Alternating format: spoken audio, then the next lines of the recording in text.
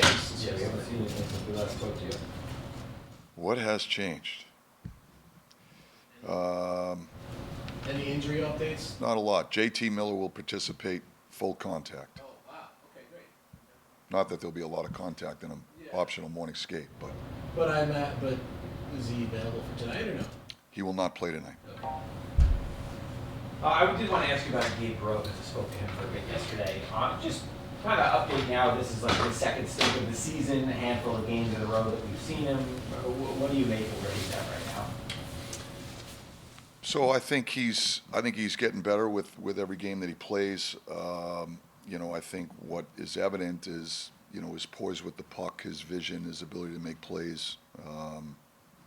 I think that's obviously the strength of his game, and that's one of the reasons why we've tried him in the situations that we've put him in from a line combination or the way we deploy him.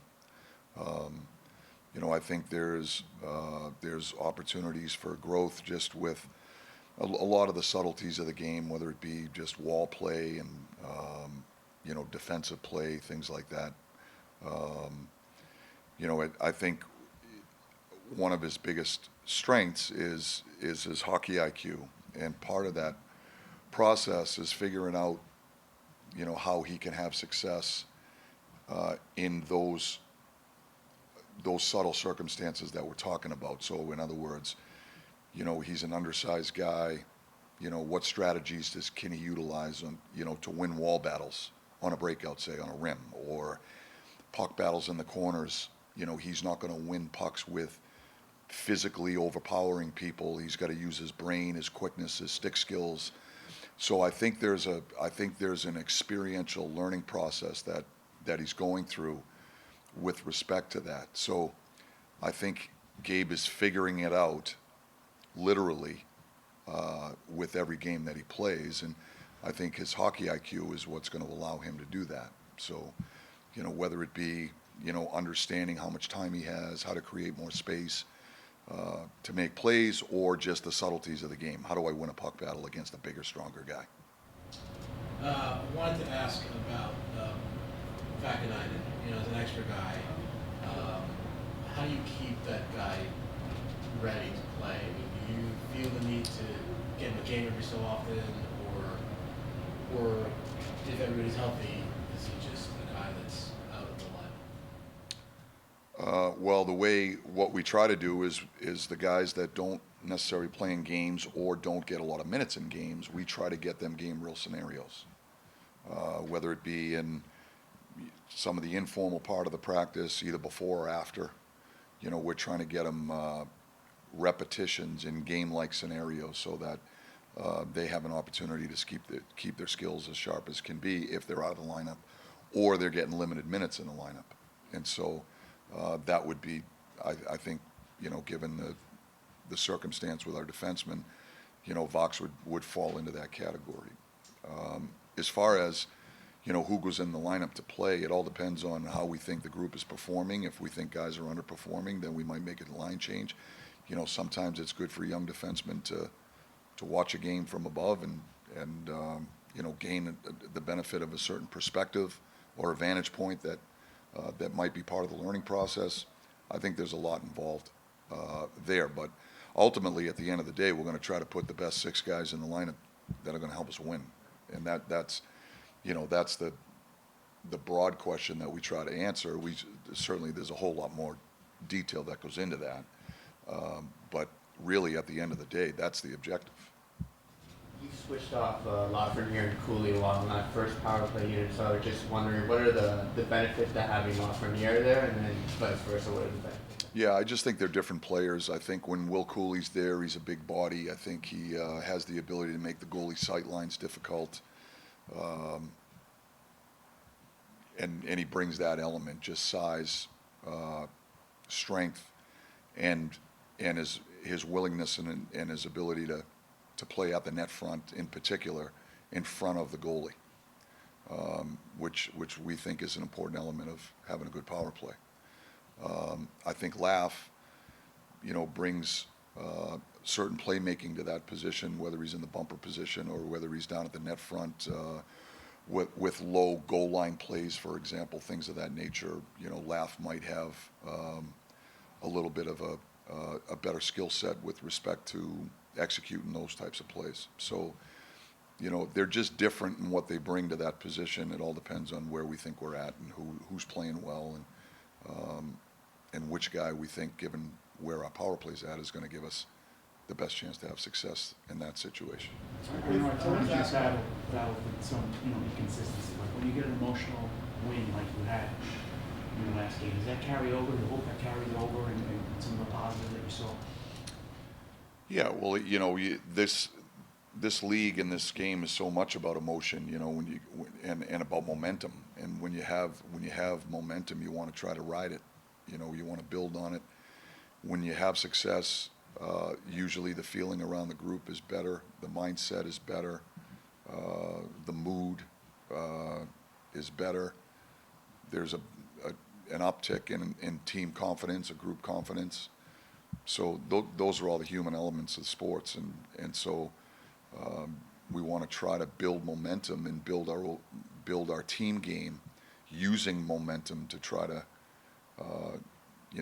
get our game to another level. So So from that standpoint, if you win a game, you want to try to build on it, add on it, and if we can put a stretch together or a string together, that obviously.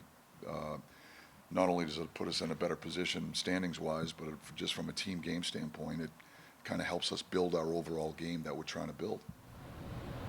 I want to ask Fox. Fox came back. We all talk about what he does for the power play, right? I mean, that's the kind of thing that jumps out at us. But in looking at the public analytics sites, he and Gabriel really had some pretty good numbers. So I'd like to ask, what You trust all those numbers? No. But what I will tell you is the ones that I do will suggest the same thing. I'm joking with you. But so just a little bit about what he has done, beyond the power play, what he's done for you defensively and what he's done maybe for Gabriel. So their underlying numbers are really good, really strong. Both of those guys have played extremely well together on both sides of the puck, and.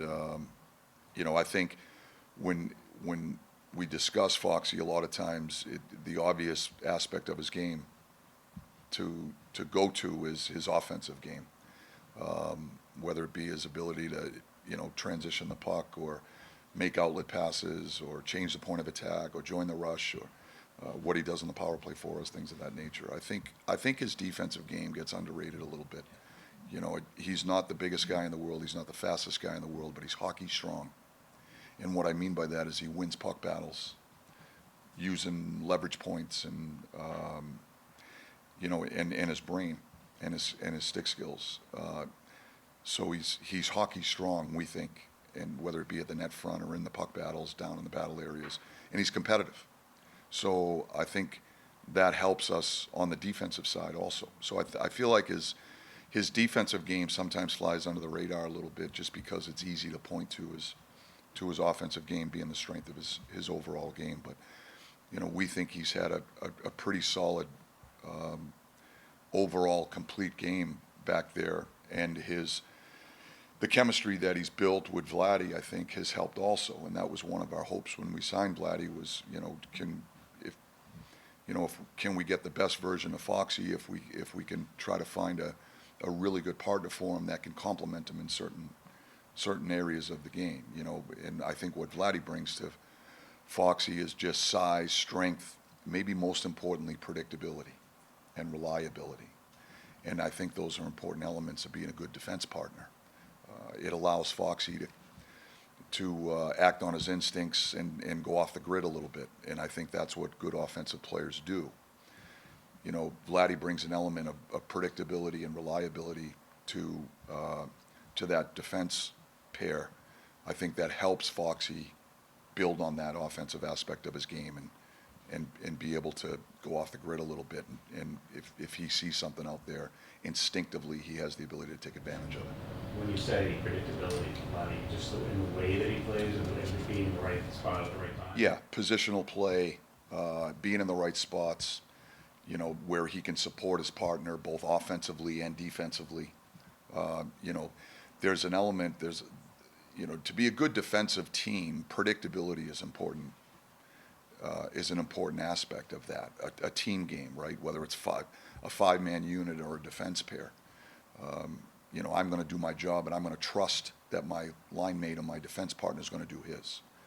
You know, and 99 out of 100 times, you know, when Foxy does his job and he trusts that Vladdy's going to be in a certain spot or he's going to do his job, Vladdy's there. That's the element of predictability that I'm talking about.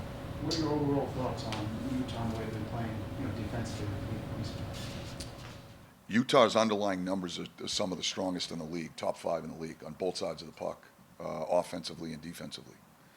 You know, I think they've got 90 goals 5-on-5. They're scoring over 2 goals a game 5-on-5.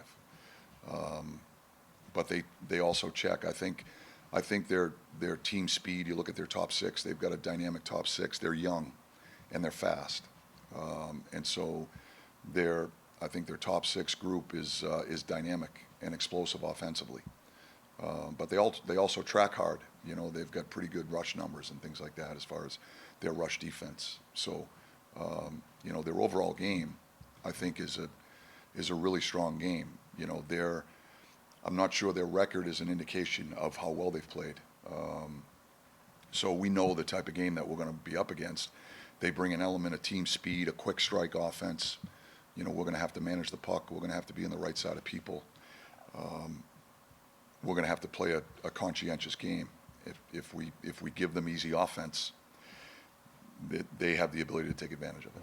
We heard that Right, last one. Lava skated yesterday. Is there any kind of update in terms of the timeline for him? I think he's getting closer. I don't think his status has changed in that regard, but he is on the ice, which is encouraging.